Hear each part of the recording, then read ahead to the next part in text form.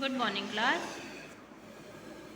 Today we are going to learn GK for class 8. So, this is the book Active General Knowledge. Now, take out your book. Everyone, take out your book.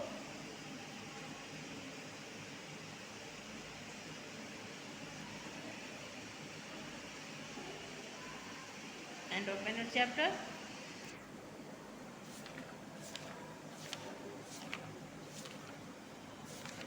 Today's your chapter is chapter number 12.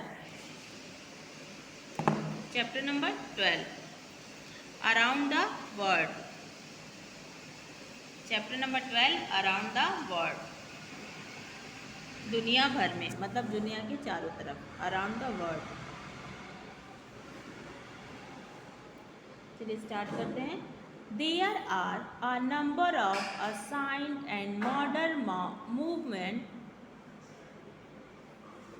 and buildings in the world that attract a huge number of tourists.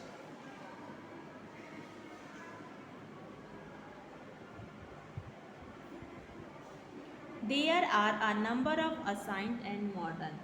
दुनिया भर में कई प्राचीन और आधुनिक स्मारक और इमारतें हैं. दुनिया भर में कई प्राचीन और आधुनिक स्मारक इमारतें हैं.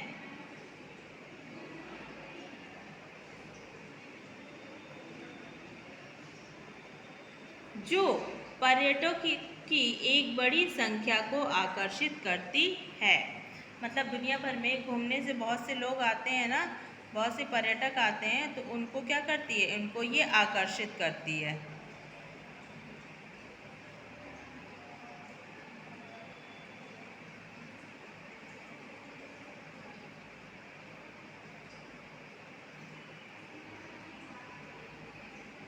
Given below are descriptions about some such buildings and monuments. Can you name them?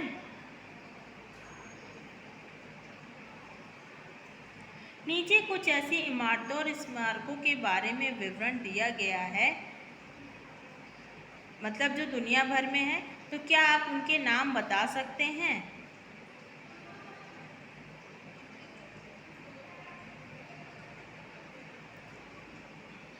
चलिए स्टार्ट करते हैं. फर्स्ट क्या है हम लोग का? फर्स्ट है हम लोग का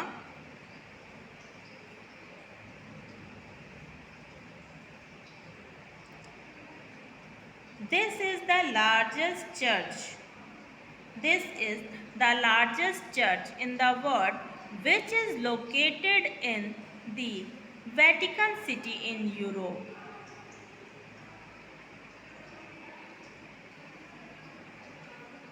This is the largest church in the world, which is located in the Vatican City in Europe. यह दुनिया का सबसे बड़ा चर्च है जो यूरोप के वेटिकन सिटी में स्थित है. It covers an area of 22,300 square meter and its dome measures 42 meter across.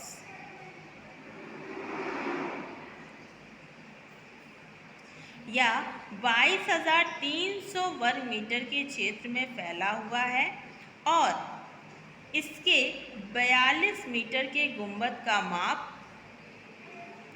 है.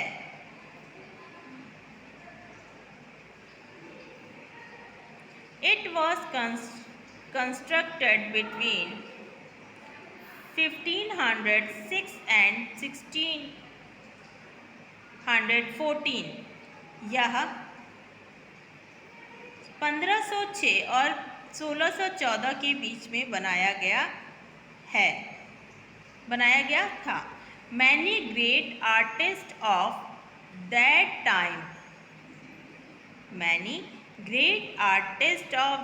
time contributed to make this amazing building on the Christian world.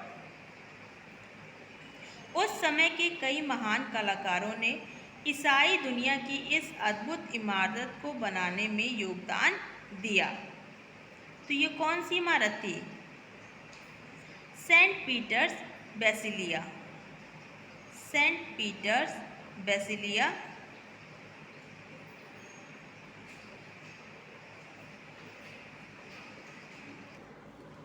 Saint Peter Basilica. Saint Peter PETERS Peter's Basilica BASILICA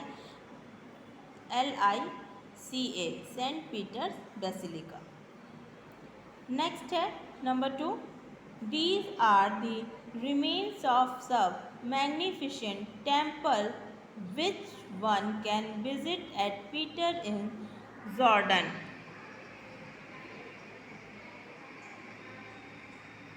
These are the remains of some magnificent temples which one can visit at Petra in Jordan.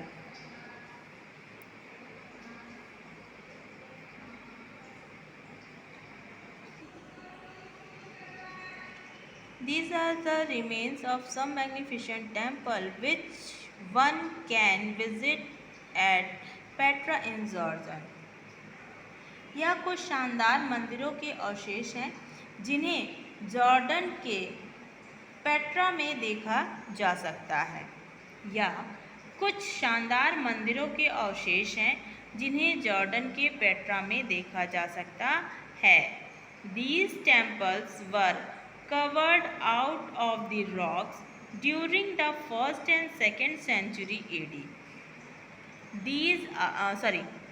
These temples were covered out of the rocks during the 1st and 2nd century AD. इन मंदिरों को पहली और दूसरी शताब्दी ईस्वी के दौरान चट्टानों से उकेरा गया था, मतलब चट्टानों में से निकाला गया था। कब निकाला गया था? पहली और दूसरी शताब्दी के तो पहली और दूसरी शताब्दी ईस्वी के दौरान चट्टानों में उकेरा गया था, मतलब इसको निकाला गया था। At that time Petra was a famous trading city that was ruled by the Romans. उस समय पेट्रा का एक प्रसिद्ध व्यापारिक शहर था जिस पर रोमनों का शासक था। तो वो कौन सा टेम्पल था? Temples of Petra. TEMPLES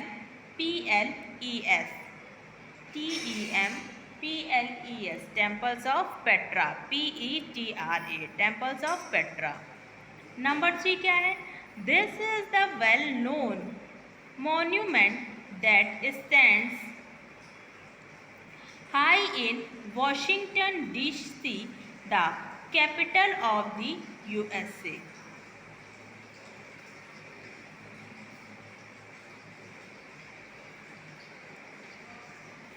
This is the well-known monument that stands high in Washington, DC, the capital of the USA. यह प्रसिद्ध स्मारक है जो संयुक्त राज्य अमेरिका की राजधानी वॉशिंगटन DC में है। यह प्रसिद्ध स्मारक है जो संयुक्त राज्य अमेरिका की राजधानी वॉशिंगटन DC में है। It is a very tall sand coloured obelisk. It is a very tall sand coloured obelisk. यह एक बहुत लंबा रेत के रंग का ओबिलिस्क है। यह एक बहुत बड़ा रेत के रंग का ओबिलिस्क है।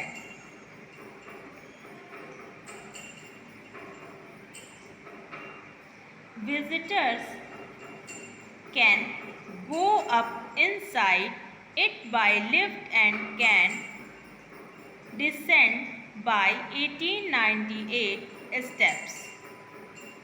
Visitors मतलब जो घूमने आते हैं इसको आगंतुक लिफ्ट द्वारा इसके अंदर जा सकते हैं और वाशिंगटन स्मारक धुलाई इसकी धुलाई कर सकते हैं।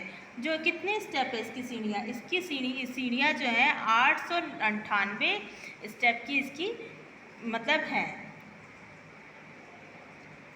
तो क्या हो जाएगा, ये है Washington monument, WASHINGTON, Washington monument, MONUMENT, monument. Number 4, this is among the largest mosques in the world which is located in Islamabad। यह दुनिया के सबसे बड़े मॉस्क्यू में से एक है जो इस्लामाबाद में स्थित है। It can accommodate 3 lakh worshippers, या 3 लाख उपासकों को समायोजित कर सकता है। मतलब इसमें एक साथ 3 लाख जो बैठते हैं पूजा करने के लिए, नमाज पढ़ने के लिए, वो 3 लाख लोग इसमें एक साथ बैठ सकते हैं। Its prayer hall is shaped like a huge desert tent. Its prayer hall is shaped by a huge desert tent. इसका प्रार्थना कक्ष एक विशाल रेगिस्तानी तंबू शाह फैसल के आकार का है। तो ये कौन सा टेंट है? Shah Faisal mosque, SHAH Shah, FAISAL Faisal mosque, MOSQUE Shah Faisal mosque. Number 5 है, this is a mosque in कैसाब्लांका, Morocco. या मोरक्को के कैसाब्लांका में एक मस्जिद है। इट कैन हाउस 25,000 वर्शिपर्स, इसमें 25,000 उपासक रह सकते हैं।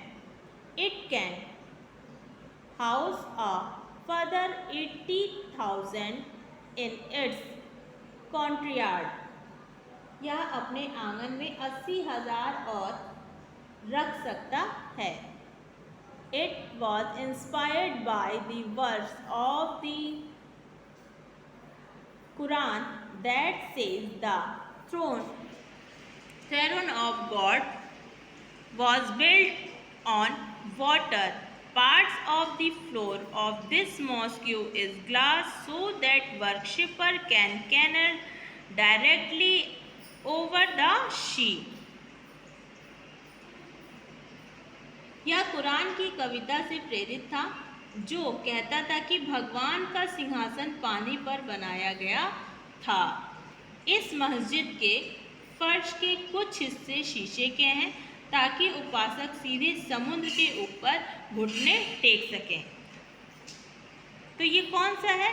ये है आपका Hassan second mosque, Hassan second mosque,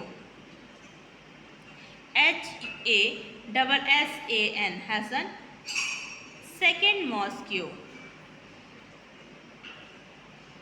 Hassan second mosque. तो ये आपका चैप्टर 12 यहीं पे फिनिश होता है। नेक्स्ट आपका है चैप्टर 13।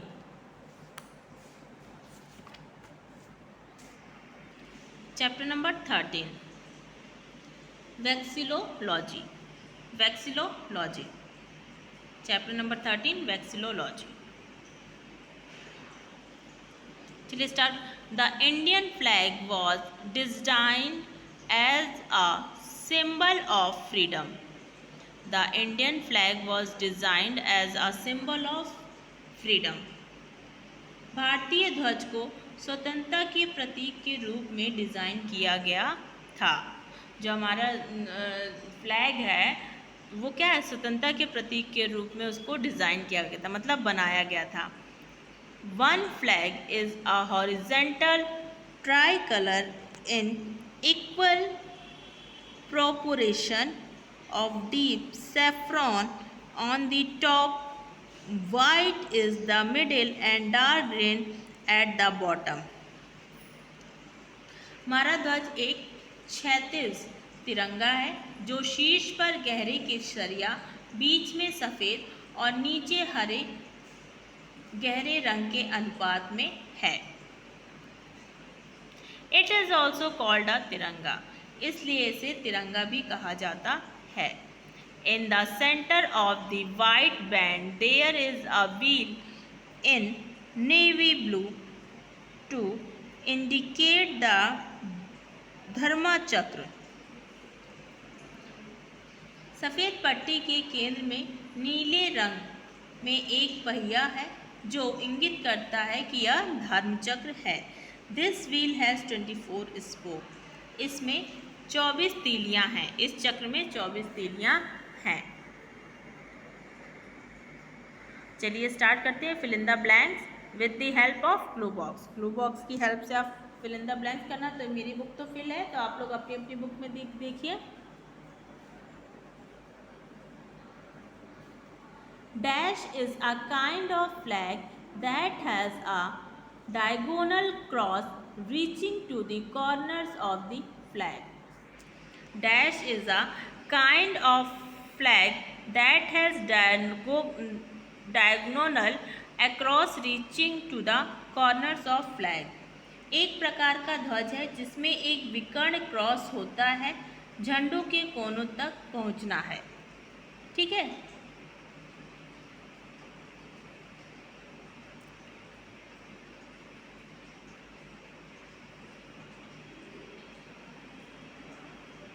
तो ये क्या हो जाएगा? सेल्ट्रेन, SALTRINE, SALTRINE, सेल्ट्रेन। Number 2, dash is the upper area of the flag next to the flag staff. Dash is the upper area of the flag next to the flag staff.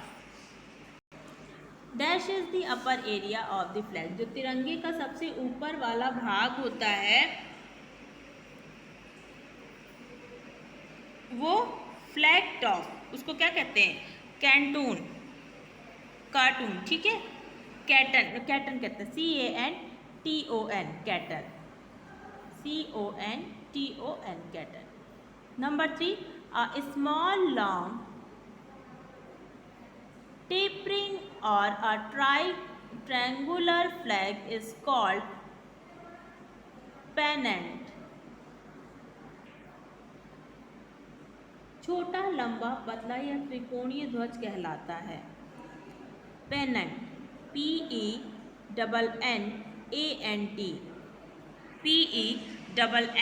PENNANT।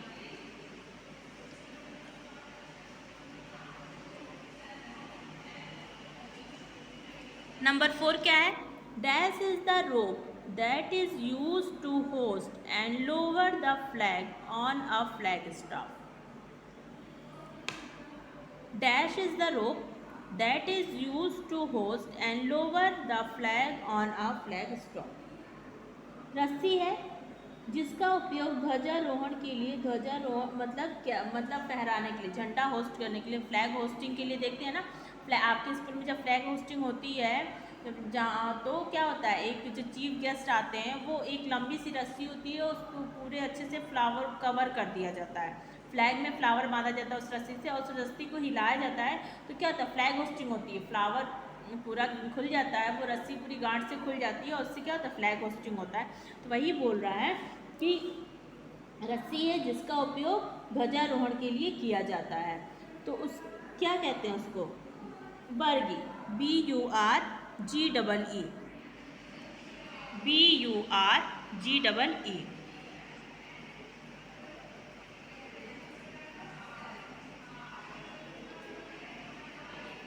Number 6, the background of a flag where strips, stars, etc. are put is called dash.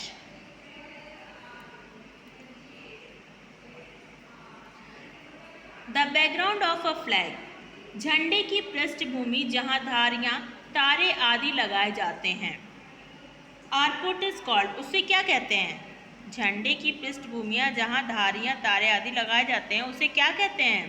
Field, FIELD field. देखते हैं ना, field में flag hosting होती है, हम लोग balloon वगैरह से उसको डेकोरेट करते हैं ना। Field, FIELD field.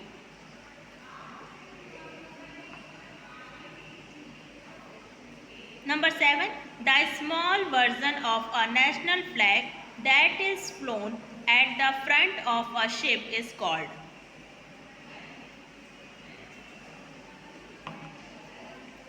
The small version of a national flag that is flown at the front of a ship is called.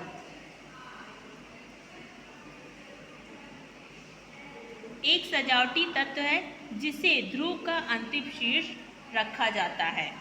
The small version of national, ये राष्ट्रीय ध्वज का एक बहुत अच्छा शीर्ष है जिसे फ्रंट पे रखा जाता है सजाने के लिए। Jack, JACK, jack, JACK, jack. Next क्या है? Dash is a small version of a national flag. राष्ट्रीय ध्वज का छोटा रूप जो सामने की तरफ फहराया जाता है। राष्ट्रीय ध्वज का छोटा रूप जो सामने की तरफ फहराया जाता है, आर पुट इन कॉर्ड, उसे कहते हैं, उसे जैक कहते हैं, JACK, जैक। नेक्स्ट है, dash is a decorative element that is put at the top of the flag pole. राष्ट्रीय ध्वज का छोटा रूप जो सामने की तरफ फहराया जाता है। Finial, FINIAL, FINIAL, finial. Next क्या है? The study of flags is known as dash. The study of flag is known as dash. झंडों के बारे में अध्ययन के रूप को क्या कहते हैं? वैक्सियोलॉजी। झंडे के अध्ययन के बारे में जो हम लोग अध्ययन करते हैं उसको वैक्सियोलॉजी कहते हैं। नेक्स्ट है, the term use for the length of N extended flag from its stuff is dash. अपने कर्मचारियों से एक विस्तारित ध्वज की लंबाई के लिए इस्तेमाल किए जाने वाला शब्द क्या होता है? फ्लाई। अपने कर्मचारी मतलब आप स्कूल या ऑफिस कहीं भी वर्क करते हैं तो जो अपने स्टाफ मेंबर होते हैं उनके साथ ध्वज के बारे में जो किया जाता है वो क्या होता है, उसके बारे में पूछता है तो क्या कहते हैं कि फ्लाई। Fly, FLY, fly. ठीक है, तो आज आपने चैप्टर 12 एंड चैप्टर 13 की स्टडी की। आई होप आपने सबने फिल कर लिया होगा। आपको PDF के थ्रू बता दिया जाएगा कि आपको कैसे करना है। तो आज की क्लास यहीं ओवर होती है। Thank you so much.